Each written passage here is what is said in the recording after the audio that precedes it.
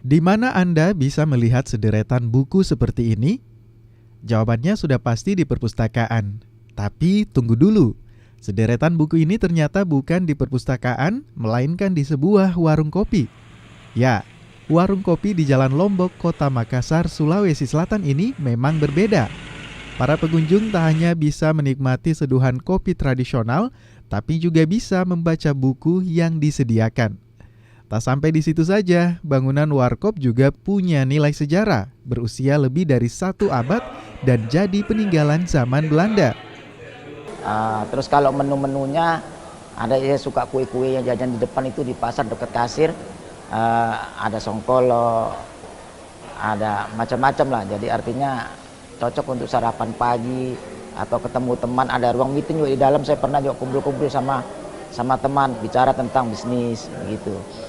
Jadi memang La Kopi salah satu tempat warung kopi yang tempatnya nyaman. Bisa juga baca-baca buku untuk tambah pengetahuan.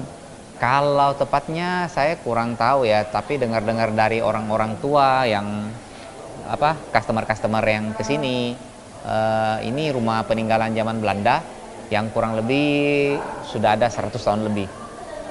Ini kita lebih ke penyajian warung kopi tradisional ya. Jadi menu-menu kopinya itu belum belum pakai mesin-mesin ya. Kita masih produksi tradisional, secara tradisional. Bikinnya mau benar-benar tradisional. Jadi makanannya pun kita pilih menu-menu yang tradisional untuk makanan Indonesia.